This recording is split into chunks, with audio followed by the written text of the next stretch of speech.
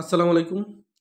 ইফটির মাধ্যমে যাদের দ্বিতীয়, তৃতীয়, চতুর্থ এবং পঞ্চম পর্যায়ে বেতন আসছে, তারা অবশ্যই এমপিওশিটে কারেকশন করতে হবে। যাদের ইএফটিতে বেতন আসে না, তারা কিভাবে এমপিও কারেকশন করবেন এবং ভিডিওটি শেষ পর্যন্ত দেখুন এবং দেখতে পারবেন কি কি কাগজপত্র প্রয়োজন তাও দেখতে পারবেন। তো আপনারা প্রথমে মোবাইলেও আপনারা চেষ্টা করলে পারবেন, নতুবা কম্পিউটার ওপেন করবেন। ওপেন করার পরে প্রথম গুগল ক্রোমে প্রবেশ করবেন। গুগল ক্রোমে যাওয়ার পরে emis.gov.bd-তে ক্লিক করবেন। এখানে গুগল ক্রোমে সার্চ অপশানে লিখবেন emis.gov.bd, তাহলে দেখবেন এরকম আপনার একটা ওয়েবসাইট শো করবে। সেখানে এই ওয়েবসাইট শো করার পরে আপনারা এখানে দেখতে পাচ্ছেন হোম লেখা, তারপরে পোর্টাল, তারপর রিপোর্টস, তারপরে এমপিও ইএফটি, তারপর রেজিস্টার, তারপরে লগ ইন। এখানে আপনারা সর্বপ্রথম যে কাজটি করবেন সে কাজটি হলো লগ ইনে প্রথমে প্রবেশ করবেন। এখানে লগ ইনে আমি এখন ক্লিক করলাম। লগ ইন দেওয়ার পর এখানে দেখাচ্ছে ইউজার নেম অর্থাৎ লগ ইন আইডি এবং পরের ঘরে পাসওয়ার্ড। প্রত্যেকটি প্রতিষ্ঠানে একটি লগ ইন আইডি এবং পাসওয়ার্ড রয়েছে। তো এখানে আইডি এবং পাসওয়ার্ডটি দিয়ে দিবেন। যেমন আমার এখানে দেওয়া আছে এমপিও আন্ডার স্কোপ, এখানে একটা নিচে একটা হাইফেন এভাবে দিতে হবে। এমন 10 34 94 পাশে আমার নাম্বার দেওয়া আছে এবং নিচের ঘরে পাসওয়ার্ড এভাবে দেওয়া আছে আমার সেভ। ওকে, তাহলে আপনারা এবার দেখুন আমার এখানে পেজটি সামনে অগ্রসর হচ্ছে। আমি আইডি এবং পাসওয়ার্ড দেওয়ার পরে আমার এখানে 3টি অপশান শো করছে। লগ ইন করার পরে দেখুন HRM এবং দ্বিতীয়টি হলো IMS এবং তৃতীয়টি হলো এমপিও। তো আমি এখানে যেহেতু এমপিওর কারেকশন করব, সেহেতু আমি এমপিও কারেকশনের জন্য প্রথমে আমি এমপিওতে ক্লিক করব। এমপিওতে ক্লিক করার পরে দেখুন এখানে কয়েকটি অপশান শো করছে, new MPO, transfer, BEd scale, upper grade, correction, arrear, index delete, online application. এখানে কতগুলো অপশান দেখা যায়। তো আমার যেই অপশানটা প্রয়োজন সেটা হলো কারেকশন। এখানে আমি এই কারেকশনে এখানে ক্লিক করব।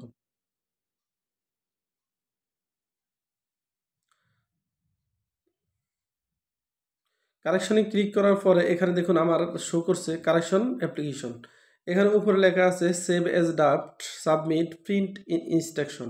আর এখানে দেখুন নিচে 6টি ধাপ দেওয়া আছে, ধাপ 1, ধাপ 2, ধাপ 3 এবং ধাপ 4 এবং ধাপ 5 এবং ধাপ 6। আমার এই 6টি ধাপ পূর্ণ করতে পারলে আমার এমপিওর আবেদন কমপ্লিট, অর্থাৎ কারেকশনের আবেদন আমার কমপ্লিট হয়ে যাবে। তো এখানে আমার প্রথম যে কাজটি করতে হবে, এখানে একটু নিচে দেখুন লেখা আছে আপনি যে সমস্ত তথ্য পরিবর্তন করতে চান টিক দিন। তো আমি এখানে প্রথম আমার ইন্ডেক্স নাম্বারটা এখানে শো করব। ইন্ডেক্স নাম্বারটা যেমন আমি এখানে শো করব, প্রথমে আমার নামের সংখ্যা n, তারপরে দেওয়া আছে 5 6, সরি ইংলিশে দিতে হবে,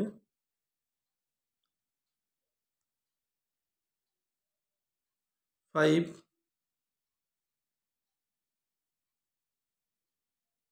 সরি এবার আবার দেখুন 5 6। দেখুন আমার এমপি নাম্বারটা এখানে দিলাম। আমি এবার সার্চ অপশানে এখানে ক্লিক করব। সার্চ অপশানে ক্লিক করার জন্য আমি এখানে একটু দেখুন ডাইন সাইডে দেওয়া আছে একটি জুমের মতো অপশান। তো আমি এখানে এখানে ক্লিক করলাম। এখানে দেখুন আমার নাম চলে আসছে, ইসমাইল হোসেন। তো এখানে নাম আসার পরে দেখুন একটু নিচে চলে আসুন। আপনি কোন অপশানটি ক্লিক করবেন পরিবর্তন করবেন, এখানে আবার ক্লিক করে দিতে হবে। নাম, না জন্ম নিবন্ধন, না ব্যাংক হিসাব নম্বর, না ফে কোড, না পদবি সংশোধন, না পদবীর প্রকার, এখানে এখানে একটি ক্লিক করে দিতে হবে বা 2টি ক্লিক করে দিতে হবে। তারপরে নিচে দেখুন এইভাবে নাম শো করবে। এভাবে নাম শো করার পরে যদি আমার এখানে পরিবর্তন করার তথ্য লাগে দেখব, আর না হলে এখানে আমরা নামগুলা দেখব। এবার টোটাল আমার ছবি সহকারে চলে আসছে। তো এবার আমরা এভাবে এখানে নামটা ক্লিক করার পরে আমি এখানে আমার টোটাল তথ্যটা আমি এখানে দেখতে পারলাম। এবার ধাপ যখন 1 কমপ্লিট হয়ে যাবে তখন আমি এবার ধাপ 2-তে চলে যাব। এখানে নেক্সট লেখা আছে, আমি নেক্সটও দিতে পারি, আর নতুবা আমি ধাপ 2-তে চলে যাব। আমি এখানে নেক্সট দিয়ে দেখি, এখানে ধাপ 2-তে আমার চলে আসছে। এখানে ধাপ 2-তে বলা হয়েছে যে এখানে আমার শিক্ষাগত যোগ্যতা দিতে হবে। তো শিক্ষাগত যোগ্যতা এখানে দেখুন, এখানে প্রথম শিক্ষাগত যোগ্যতার মধ্যে আমার এখানে যদি আমি এই প্লাস চিহ্নের মধ্যে ক্লিক করি, তাহলে দেখুন আমার এখানে শিক্ষকতার অপশানগুলো চলে আসছে। আমি এসএসসি, এইচএসসি, তারপরে ডিগ্রি, অনার্স, মাস্টার্স এগুলো সব আমি এখানে পরে পর্যায়ক্রমে শো করব। এভাবে শো করলে আমার এগুলা এখানে তথ্যগুলা এড হবে। এখানে গ্রুপ যা চাইবে। তারপর দেখুন এখানে ধাপ ৩য়। তো আমি এবার ৩য় ধাপে ক্লিক করলাম। ৩য় ধাপে দেখুন এখানে লেখা আছে পেশাগত তথ্য। এখানে দেখুন আমার পেশাগত তথ্য এখানে সব দেওয়া আছে। এখানে যদি পেশাগত তথ্য আমার কোনো কিছু চেঞ্জ করা লাগে তাহলে আমরা চেঞ্জ করে নিব। আর যদি চেঞ্জ করা না লাগে তাহলে আমাদের কোনো প্রয়োজন নেই। আচ্ছা, তারপরে দেখুন এখানে আমার ধাপ 4 অর্থাৎ ৪র্থ ধাপে আমি চলে আসলাম। এখানে বলা হয়েছে রেজোলিউশন। এখানে রেজোলিউশন অপশনটি আবার বাধ্যতামূলক নয়। আমি এখানে রেজোলিউশনে ক্লিক করে দেখি। দেখুন এখানে বলা হয়েছে রেজোলিউশন এই রেজোলিউশনের প্রকার বা রেজোলিউশন তারিখ, মিটিং নম্বর, মিটিংয়ের বিবরণ। এটা যদি আপনারা দিয়ে দেন তাহলে শুধু এখানে এন্ট্রি করে দিয়ে দিবেন, তাহলে আর কোনো কাজ এখানে নাই। তারপরে দেখুন ধাপ ৫ম। এখানে আমি ৫ম ধাপে গেলাম। ৫ম ধাপে প্রিভিয়াস এবং নেক্সট। এখানে ৫ম ধাপে আমাদের কোনো কাজ নেই। তাহলে আমি চলে গেলাম ৬ষ্ঠ ধাপে। ৬ষ্ঠ ধাপে যাওয়ার পরে দেখুন আমি এখন ধাপ ৬ এ চলে আসলাম। এখানে আমার কি কাগজ লাগবে? দেখুন ৮টি কাগজ লাগবে। ৮টি কাগজের মধ্যে প্রথম যে কাগজটি আমার প্রয়োজন, ১ নম্বরে দেখুন ইনস্টিটিউট হেডের পত্র লাগবে, অর্থাৎ যিনি ইনস্টিটিউট প্রধান তার পত্র লাগবে। তারপরে ব্যাংক অ্যাকাউন্ট সিল আর ব্যাংক অ্যাকাউন্টের তথ্য এখানে প্রয়োজন। তারপর যেমন ব্যাংকের একটা সার্টিফিকেট এবং ব্যাংক প্রথম আমরা অ্যাকাউন্ট করার সময় যে স্লিপটা দিয়েছি সেই ২টি স্লিপ একসাথে করে এখানে দ্বিতীয় অপশানে দিতে হবে। তারপরে ৩ নম্বরে এখানে অ্যাপয়েন্টমেন্ট লেটার, অর্থাৎ আমার এখানে নিয়োগপত্রটি এখানে দিতে হবে। তারপরে ৪র্থ অপশানে আমার টিচার স্টাফ অফ রেজিস্ট্রেশন কাগজগুলো, অর্থাৎ আমাদের টিচার যে একটা তালিকা আছে টিচার এবং কর্মচারী মিলে, ওই লিস্টটা এখানে আমাকে শো করে দিতে হবে।